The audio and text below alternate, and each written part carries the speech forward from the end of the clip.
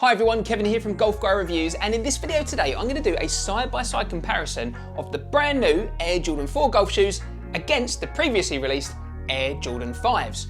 Now, I've got to start this video right up front by saying I am not a basketball sneakerhead, okay? And if you are a basketball sneakerhead watching this video, you're going to know a lot more about these sneakers than I am already. However, what I can do is actually give you my honest opinion and comparison of these two shoes from a golf perspective. So I've tried tons, I nearly said hundreds then, probably not hundreds quite yet, but I've tried loads and loads of different golf shoes, and so I can let you know actually how both of these feel in terms of them being a pair of golf shoes, and I can specifically tell you the differences between the two. Now, I really hope you enjoy this video today, so hit that like button if you do. I'd normally give you a thumbs up there, but I've kind of run out of hands. Thumbs up. Oh, so close. That's all right, we'll fix it in the edit. And so let's jump straight in with a closer look at these two Air Jordan golf shoes. Now in a bit, we're gonna run through some of the key differences between these two shoes, but to begin with, let's actually take a quick look at the similarity, because you can really see where some of the ideas from the Air Jordan 4 creeped in and were updated for the Air Jordan 5. Now what's really interesting is actually in terms of golf shoes, the 5 come first, and then they've made some changes for the 4 for the newer version of the golf shoes. So first of all, looking at the Air Jordan 4, you can see here that you have got that original air bubble in the heel there, and you've got quite a similarly sized one there in the Air Jordan 5 as well. And actually in terms of the midsole and the colorways, you can see actually they look pretty similar. You've got the kind of black area here that kind of comes up on the shoe right there in this section. And to be honest, you've got the exact same part in the Air Jordan 5 as well, except that they put this kind of fire red kind of detailing on it. Interestingly, you've also got this kind of mesh area on the original Air Jordan 4, and then that carried over onto the 5 as well. However, they did kind of update it with a different type of mesh. So you can see here on the 4, it was a more kind of rudimental and definitely a thicker mesh pattern there. And then you compare that to the 5, it's a bit more of a thinner mesh on the shoe there. Taking a quick look at the heels of the shoe as well, you can see that Nike decided to lose the Lego brick heel from the Air Jordan 4 when they developed the Air Jordan 5. Personally, I'm not fussed either way, they both look like retro shoes, so might as well kind of, just let them do what they do. Something else that you can see that evolved on the Air Jordan 4 was this kind of support structure here on the lateral as well as on the medial side. In the Air Jordan 5, they just completely dispensed with that, decided that it wasn't needed anymore for this shoe. So in terms of support and stability for golf shoes, I'd probably say that actually the Air Jordan 4 gives a little bit more support because of those extra structural elements that you've got. However, they're not necessarily the thickest. They're not going to give you tons and tons of support when compared to modern day golf shoes. Another similarity between the two shoes is that you have got the upside down stitched in Air Jordan logo. So you can see it on the 4s there, and then you can definitely see it on the 5s there as well. One other area where these golf shoes are actually very, very similar is in terms of their outsole. Now, yes, you have got the unique kind of, wave patterns on the shoes to mimic the sneakers that they are based upon, but you have got very, very similar, if not identical, actually looking at them, cleat layouts. So you can see there that the spikes are in pretty much exactly the same place.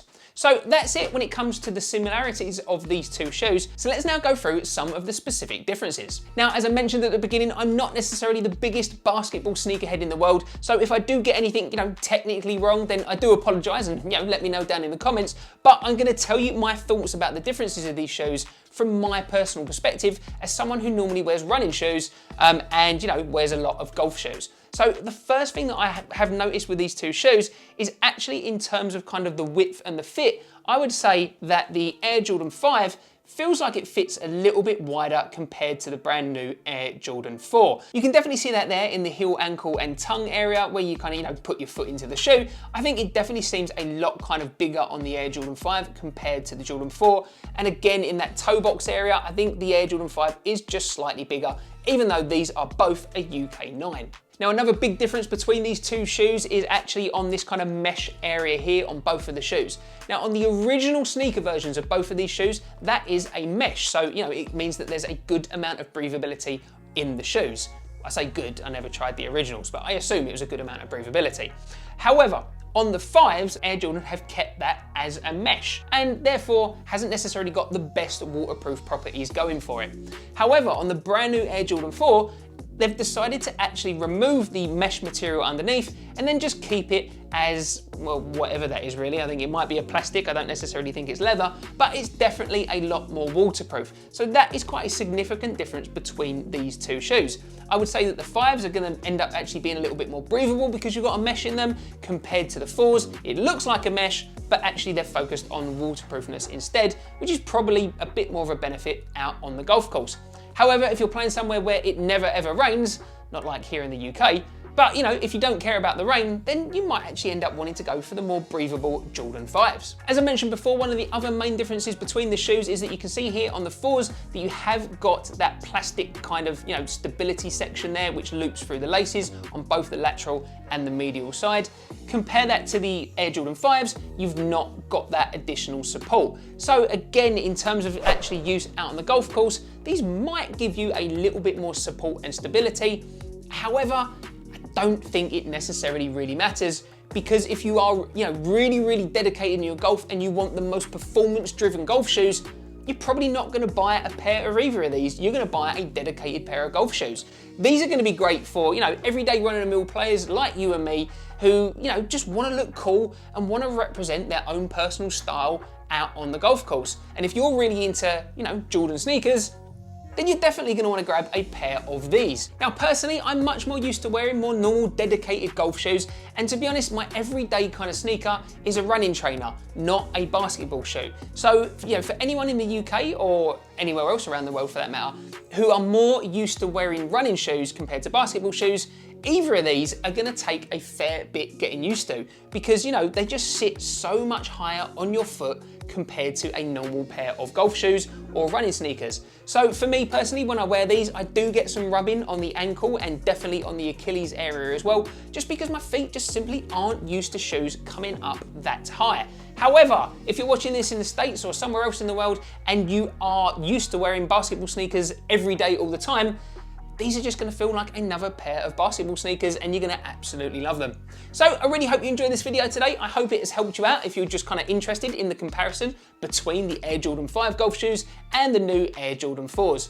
As I say, I've done a more closer look at both of these shoes, so if you're interested in those videos, you can go check them out.